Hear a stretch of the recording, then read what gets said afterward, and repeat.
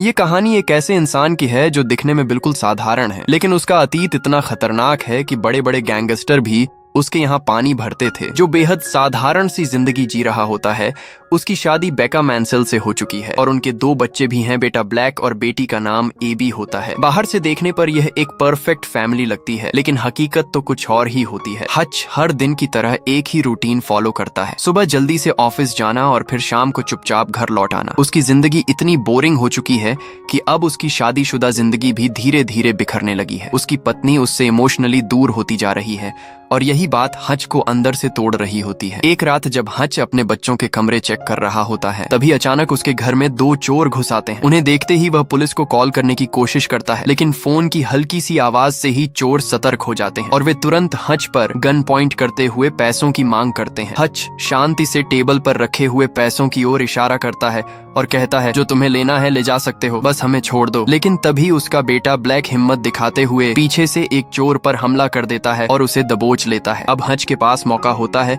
कि वह दूसरे चोर पर हमला करके सब खत्म कर दे, लेकिन वह ऐसा नहीं करता और अचानक ही रुक जाता है। उन चोरों को पकड़ने की वजह वह अपने ही बेटे से उन चोरों को छोड़ने को कहता है। अब मजबूरी में ब्लैक को उसे छोड़ना पड़ता है और दोनों चोर बड़ी ही आसानी से वहां से भाग जाते हैं। इस घटना के बाद ब्लैक अपने पिता से बेहद नाराज हो जाता है। धीरे धीरे समाज की नजरों में भी हच एक कायर बन जाता है। लोग उसे कमजोर और नाकाम इंसान समझने लगते हैं, लेकिन सच्चाई तो कुछ और ही होती है। हच ये पूरी घटना अपने भाई हैरी मंसेल को बताता है। उसका भाई हैरान होकर पूछता है कि जब तुम्हारे पास मौका था उन चोरों को पकड़ने का, तो तुमने उन्हें जाने क्यों दिया? हच शांत स्वर में जवाब देता है, क्योंकि उन चोरों के पास नकली गन्स थीं। और यहीं से कहानी में एक नया मोड़ आता है, जब उसकी जिंदगी में एंट्री होती है उसके ससुर एडी विलियम्स की। एडी एक सख्त और काफी पावरफुल इंसान होता है, जो बार बार हच को उकसाता है कि वह अपनी फैमिली के लिए वापस से खड़ा हो। इन सब के चलते उसके ससुर का बेटा चार्ली उसे प्रोटेक्शन के लिए एक गन ऑफर करता है, लेकिन हच बिना एक पल सोचे उसे मना कर देता है। यहीं से साफ हो जाता है कि हच कोई आम इंसान नहीं है, वो कुछ तो छुपा रहा है। एक रात जब हच अपने पिता के साथ बैठकर बातें कर रहा होता है, तभी एक नई समस्या सामने आ जाती है। उसकी बेटी को पता चलता है कि उसका ब्रेसलेट गायब है। हच तुरंत समझ जाता है कि यह काम उसी रात आए चोरों का हो सकता है। अब हच खुद एक्शन में उतरने का फैसला करता है। उसे नहीं पता होता कि शुरुआत कहाँ से करे, लेकिन तभी उसे उस रात की एक छोटी सी डिटेल याद आती है। जब उस लेडी चोर ने उसकी घड़ी ली थी,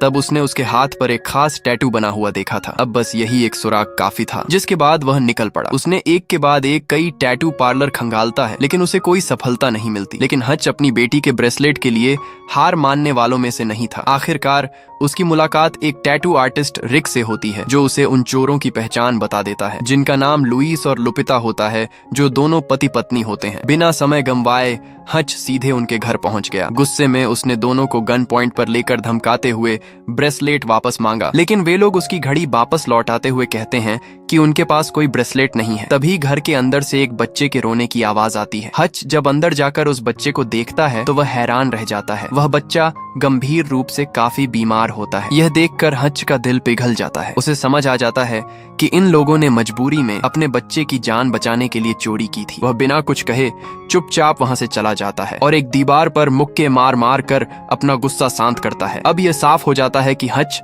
सिर्फ खतरनाक ही नहीं, बल्कि एक नेक दिल इंसान भी है। लेकिन असली खेल अभी शुरू होना बाकी था। हर दिन की तरह एक रात हच बस में सफर कर रहा होता है। तभी अचानक पीछे से तेज रफ्तार में आती एक कार सबका ध्यान खींचती है, जो रास्ते में आने वाली हर चीजों को लगभग कुचलते हुए आगे बढ़ रही होती है, जिसके चलते बस ड्राइवर को मजबूरी में इमरजेंसी ब्रेक लगाता है। तभी उस कार में से कुछ गुंडे बाहर निकलते हैं, जो पूरी तरह से नशे में धुत होते हैं। वे सीधे बस में चढ़ जाते हैं और लोगों को परेशान करने लगते हैं, लेकिन हच अभी भी चुपचाप अपनी सीट पर बैठा रहता है, जैसे उसे कोई फर्क ही नहीं पड़ रहा हो। लेकिन तभी वे गुंडे अपनी सारी हदें पार करते हुए एक लड़की को छेड़ने लगते हैं। बस में हो रही इस हरकत को देखकर हच का गुस्सा फूट पड़ता है। वह धीरे धीरे उठता है और सबसे पहले बस ड्राइवर को सुरक्षित बाहर निकाल देता है। फिर वह अपनी गन निकालता है, लेकिन गोली चलाने के बजाय वह सारी गोलियां नीचे गिरा देता है। यह देखकर सारे गुंडे उस पर हंसने लगते हैं। उन्हें क्या पता था कि अब उनका सामना किससे होने वाला है। अगले ही पल हच उन पर टूट पड़ता है। फाइट बेहद खतरनाक होती है। कभी वे गुंडे उस पर भारी पड़ते हैं, लेकिन तभी पीछे से टेडी नाम के एक गुंडे ने हच पर चाकू से पीछे से हमला कर दिया, जिससे हच बुरी तरह से घायल हो गया। खून से लथपथ होने के बावजूद हच रुकता नहीं, वह एक बार फिर से उठता है और उसी चाकू से एक एक करके गुंडों को बेरहमी से खत्म करना शुरू कर देता है। इसी बीच टेडी गन रीलोड कर ही रहा था। इससे पहले कि वह गोली चला पाता, हच ने मार मार कर उसका बुरा हाल कर दिया। उसकी हालत इतनी खराब हो जाती है कि वह सांस तक नहीं ले पा रहा था। लेकिन हच उसकी गर्दन में चाकू से एक छोटा सा छेद करके एक पाइप जोड़ देता है ताकि उसकी सांस चलती रहे। इसके बाद हच वहां से निकलकर सीधे अपने घर पहुंचता है। घर पहुंचते ही उसकी पत्नी उसके जख्मों की पट्टी करती है। अब दूसरी तरफ हम एक खतरनाक रूसी गैंगस्टर यूलियन कुज़नेत्सोव को देखते हैं। एक ऐसा नाम जो कहीं भी किसी की भी जान लेने के लिए बदनाम है। जब उसे पता चलता है कि उसके छोटे भाई टेडी पर किसी ने हमला किया है तो वह आग बबूला हो जाता है। वह तुरंत अस्पताल पहुंचता है और अपने भाई की हालत देखकर उसका गुस्सा और भड़क उठता है। वह गुस्से में अपने ही आदमी पर कुर्सी फेंकते हुए पूछता है, कितने लोग थे? डरते हुए जवाब आता है, सर सिर्फ एक आदमी, बस इतना सुनना था। और यूलियन का गुस्सा आसमान छूने लगता है। वह अपने ही आदमी की बेरहमी से पिटाई करने लगता है। तभी एक घायल गुंडा उसे एक कार्ड देता है जो हच तक पहुंचने का इकलौता सुराग होता है। इसके बाद यूलियन ने अपने सभी आदमियों को हच के बारे में डिटेल निकालने को कहा। तभी उन्हें उस कार्ड के द्वारा एक बूढ़े आदमी के घर के बारे में पता चलता है। दरअसल वह बूढ़ा आदमी और कोई नहीं बल्कि हच के पिता होते हैं। जब यूलियन को हच के बारे में कोई जानकारी नहीं मिली तो उसने अपने एक खास पुलिस ऑफिसर वॉरेन से उसके बारे में जानकारी इकट्ठा करने को कहा। जब वह सिस्टम चेक करता है तो चौंक जाता है। हच मैंसेल नाम का कोई रिकॉर्ड ही मौजूद नहीं होता, जैसे वह आदमी कभी अस्तित्व में था ही नहीं। यह देखकर मामला और भी खतरनाक हो जाता है। आखिरकार छुपे हुए रिकॉर्ड से हच की पूरी जानकारी निकलती है और यूलियन को उसकी लोकेशन मिल जाती है। इसके बाद वह अपने आदमियों को ऑर्डर देता है कि हच मुझे जिंदा चाहिए। उधर हच अपने पुराने सरकारी हैंडलर बार्बर के पास पहुंचता है, जहां बार्बर उसे चेतावनी देते हुए कहता है कि वो जिस आदमी से टकराया है वह इस शहर का सबसे पावरफुल गैंगस्टर है जिसकी पहुंच बहुत ऊपर तक है। अगर हच ने अब भी खुद को नहीं बदला तो वह उसकी पूरी फैमिली को खत्म कर देगा। और यहीं पर एक बड़ा खुलासा होता है। हच कोई आम इंसान नहीं बल्कि वह पहले सरकार के लिए काम करने वाला एक खतरनाक असैसिन था। एक ऐसा शख्स जो उन लोगों को खत्म करता था जिन्हें सिस्टम भी कंट्रोल नहीं कर पाता था। लेकिन एक दिन उसने अपने टारगेट को जानबूझकर छोड़ दिया क्योंकि वह एक नॉर्मल जिंदगी जीना चाहता था। लेकिन अब उसका अतीत फिर से उसके दरवाजे पर खड़ा था। तभी हच को पता चलता है कि यूलियन के आदमी उसके परिवार पर हमला करने आ रहे हैं। वह बिना एक पल गंवाए वहां से घर पहुंचता है और अपने पूरे परिवार को एक सेफ रूम में छुपा देता है। दरवाजा बंद करते हुए वह कहता है, जब तक मैं खुद बाहर से दरवाजा न खोलूं चाहे कुछ भी हो जाए तुम बाहर मत आना। अब हच अकेला खड़ा था एक पूरी फौज के सामने। कुछ ही देर में गुंडे दरवाजा तोड़कर घर के अंदर घुस आते हैं, लेकिन उन्हें नहीं पता था कि वे किसके घर में आए हैं। अगले ही पल हच हमला करता है और पलक झपकते ही वह 2 गुंडों को खत्म कर देता है। फिर एक चाकू उठाकर वह अपने पुराने ट्रेनिंग वाले अंदाज में एक एक करके सबको मारना शुरू कर देता है। एक गुंडे के मुंह पर उसने गर्म पानी फेंक दिया जिससे उसका मुंह बुरी तरह से झुलस गया। लेकिन तभी पीछे से एक गुंडे ने स्टन गन से उसकी गर्दन पर हमला कर दिया जिससे वह बेहोश हो गया। जब उसे होश आता है तो वह खुद को एक गाड़ी की डिक्की में बंद पाता है। लेकिन हच हार मानने वालों में से नहीं था। उसे गाड़ी में एक फायर एक्सटिंग्विशर मिलता है और वह तुरंत उसे एक्टिवेट कर देता है। गाड़ी के अंदर धुंध भर जाती है। ड्राइवर कुछ नहीं देख पाता और गाड़ी सीधे एक लोहे के खंभे से टकराकर पलट जाती है।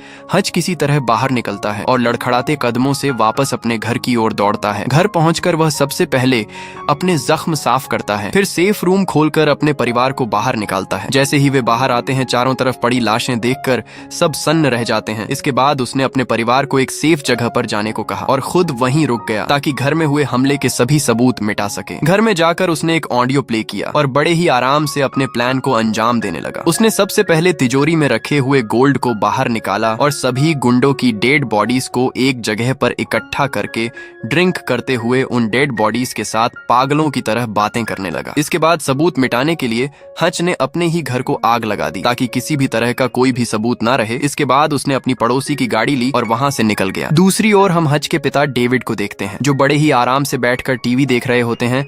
तभी अचानक ही 2 गुंडों ने आकर उन पर गन तान दी। वे गोली चला पाते उससे पहले ही हच के पिता ने फुर्ती दिखाते हुए अपनी शॉटगन से दोनों ही गुंडों को मौत के घाट उतार दिया। इसी बीच गोली की आवाज सुनकर सिक्योरिटी गार्ड वहां आया, लेकिन उन्होंने टीवी का वॉल्यूम बढ़ाते हुए ऐसे रिएक्ट किया जैसे कि वह टीवी में चल रहे प्रोग्राम की आवाज हो। यह देखकर सिक्योरिटी गार्ड वहां से वापस चला गया। लेकिन हकीकत तो कुछ और ही थी। ये देखकर हमें पता चलता है कि हच का पूरा परिवार ही डेंजरस है। अब हच अपना अंतिम प्लान शुरू करता है। वह सारा गोल्ड अपने ससुर एडी को देता है और बदले में एक फैक्ट्री और ढेर सारी गन खरीदने को कहता है। फिर वह उस फैक्ट्री में जाकर हर जगह डेडली ट्रैप्स बिछा देता है। अब जाल पूरी तरह तैयार था। इसके बाद हच सीधे यूलियन की फैक्ट्री में पहुंचता है जहां उसकी गैर कानूनी कमाई का पहाड़ छुपा हुआ होता है। लेकिन यूलियन की फैक्ट्री में घुसना इतना आसान नहीं था, जहां हर चप्पे चप्पे पर गार्ड्स पहरा दे रहे थे। लेकिन हच जैसे तूफान को रोकने के लिए वह काफी नहीं थे। हच गोलियां चलाते हुए एक एक करके सभी भी गार्ड्स को मारते हुए अंदर तक घुस गया। सभी गार्ड्स को मारने के बाद उसने एक पाइप द्वारा पेट्रोल को पूरी फैक्ट्री में फैला दिया, ताकि पूरी फैक्ट्री ही को आग के हवाले किया जा सके। इसके बाद उसने अपनी जेब से एक लेटर निकाला और एक ही पल में यूलियन की सालों की अवैध कमाई को जलाकर राख कर दिया। इसके बाद वह सीधे यूलियन के नाइट क्लब में जाता है, जहाँ यूलियन अपनी ही दुनिया में मस्त होता है। उसकी ब्लैक मनी के साथ अभी क्या हुआ है, इसके बारे में उसे कुछ भी पता नहीं है। तभी वो हच को देखकर उसके पास आता है। अब हच यूलियन से सीधे बात करते हुए कहता है, देखो, रात गई, बात गई, जो कुछ भी हुआ तुम भूल जाओ। अब मैं तुम्हारे रास्ते में कभी नहीं आऊंगा। मैं अपने पूरे परिवार को इस शहर से कहीं दूर लेकर चला जाऊंगा और फिर यहाँ तुम्हें कभी नजर भी नहीं आऊंगा। लेकिन यूलियन कहता है कि मैं तुझे इतनी आसानी से कैसे छोड़ दूं? तूने जो मेरे छोटे भाई के साथ किया है, मैं उसका बदला तेरी पूरी फैमिली को खत्म करके लूंगा। अब यह सुनकर हच को काफी गुस्सा आता है। वह उसे जले हुए पैसे दिखाते हुए कहता है कि मैं तुम्हारी उस फैक्ट्री को आग लगा चुका हूँ, जहाँ तुम्हारी सारी काले कारनामों की कमाई इकट्ठी थी। ये सुनते ही एक पल के लिए तो यूलियन को यकीन ही नहीं हुआ कि उसकी अब तक की जिंदगी भर की सारी कमाई कुछ ही पलों में जलकर राख हो चुकी है। वो इस सदमे से बाहर नहीं आ पा रहा था। इसके बाद हच अपनी गाड़ी में बैठकर यूलियन का इंतजार करने लगता है, ताकि उसे अपने जाल में फंसा सके। जैसे ही यूलियन बाहर आया, उसने तुरंत अपनी गाड़ी स्टार्ट की और वहां से भागने लगा। उसे भागते हुए देखकर यूलियन उस पर गोली चलाता है, लेकिन हच किसी तरह गोलियों से बच निकला। अब यूलियन अपनी पूरी गैंग के साथ उसके पीछे पड़ जाता है। सड़क पर हाई स्पीड चेज शुरू हो जाती है, चारों तरफ गोलियों की बारिश। लेकिन हच अपनी जबरदस्त ड्राइविंग स्किल्स से